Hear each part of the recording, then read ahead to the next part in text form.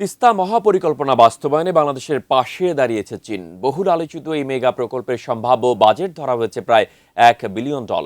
আর বাংলাদেশের এই প্রকল্পে চীনের সম্পৃক্ততার খবরে নতুন করে উদ্বিগ্ন ভারত। বিস্তারিত জানাচ্ছেন আরিফ হাসান। তিস্তা ইস্যুতে বাংলাদেশের উত্তরাঞ্চলের দীর্ঘদিনের সংকট এখন চরমে পৌঁছেছে। ভারতের সঙ্গে বহুল প্রতীক্ষিত পানি বন্টন চুক্তি না হওয়ায় শুষ্ক মৌসুমে তিস্তা নদী প্রায় মরুভূমিতে পরিণত হয়। ফলে সেচ সংকটে পড়ে উত্তরবঙ্গের বিস্তীর্ণ কৃষি অঞ্চল। হুমকির মুখে পড়ছে খাদ্য নিরাপত্তা। অন্যদিকে বর্ষা এলে উজানে ভারতের গজলডোবা বাঁধের গেট খুলে দেওয়ায় আকস্মিক বন্যায় প্লাবিত হয় হাজার হাজার হেক্টর জমি। নদী ভাঙ্গনে ভিটেমাটি হারিয়ে নিঃস্ব হয়ে যাচ্ছে অসংখ্য পরিবার।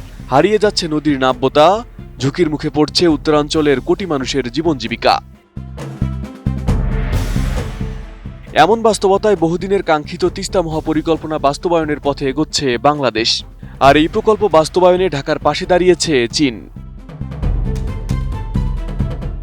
তবে বাংলাদেশের তিস্তা প্রকল্পে চীনের সম্পৃক্ততা নতুন করে উদ্বেগ বাড়িয়েছে ভারতে।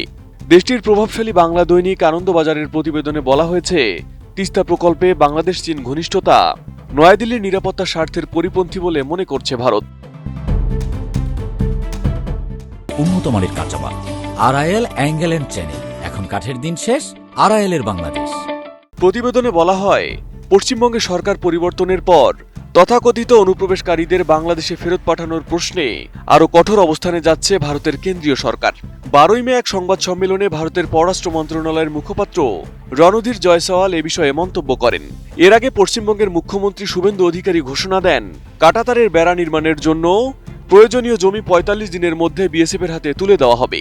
এ বিষয়ে প্রশ্ন করা হলে রণধীর জয়সওয়াল বলেন, সীমান্ত নিরাপত্তা আমাদের সরকারের অগ্রাধিকার, সেভাবেই আমরা এগোব। একই সঙ্গে ভারতের নীতি নির্ধারণী মহলে আলোচনা চলছে। তিস্তা প্রকল্পে চীনের সম্পৃক্ততা কৌশলগতভাবে ভারতের জন্য বড় উদ্বেগের কারণ হতে পারে। আনন্দবাজারের প্রতিবেদনে বলা হয়েছে, এই প্রকল্প বাস্তবায়িত হলে কৌশলগতভাবে অত্যন্ত গুরুত্বপূর্ণ শিলিগুড়ি করিডোরের খুব কাছাকাছি চীনের প্রভাব তৈরি হওয়ার আশঙ্কা দেখছে নয়াদিল্লি। ভারতের ধারণা, এ কারণে 2024 সালে তৎকালীন প্রধানমন্ত্রী শেখ হাসিনার দিল্লি সফরের সময় তিস্তা নদী সংরক্ষণ ও প্রকৌশল সহযোগিতার প্রস্তাব দিয়েছিল ভারত। সে সময় তিস্তা মহাপরিকল্পনার দায়িত্ব ভারতকে দেওয়ার সিদ্ধান্ত নেয় হাসিনা সরকার। তবে রাজনৈতিক পট পরিবর্তনের পর সেই পরিকল্পনা কার্যত থেমে যায়।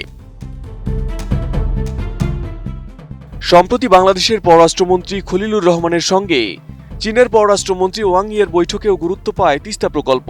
Comprehensive management and restoration of Teesta river project নামে নেওয়া এই পরিকল্পনার আওতায় রয়েছে 102 কিলোমিটার নদী খনন, নদীর গভীরতা বৃদ্ধি এবং 2 তীরে 203 কিলোমিটার বাঁধ নির্মাণ সহ নানা অবকাঠামোগত কাজ। ভারতের আশঙ্কা, চীন যদি এই প্রকল্পে সক্রিয়ভাবে যুক্ত হয় তাহলে ভূকৌশলভাবে ভারতের উত্তর পূর্বাঞ্চল চীনের নজরদারির আওতায় চলে আসতে পারে। প্রতিবেদনে নয়াদিল্লির একটি সূত্রের বরাত দিয়ে বলা হয়, ঢাকার উচিত বেজিংয়ের ব্যাপারে সতর্ক থাকা। কারণ তিব্বতে ইয়ারলুং সাংপো বা ব্রহ্মপুত্র নদের উপর চীনের নির্মিত বাঁধের কারণে ভারত যেমন ক্ষতিগ্রস্ত হওয়ার আশঙ্কা করছে, তেমনি বাংলাদেশও ভবিষ্যতে ঝুঁকিতে পড়তে পারে বলে আশঙ্কা প্রকাশ করা হয় আনন্দবাজারের ওই প্রতিবেদনে। Arif Hasan, ATN news.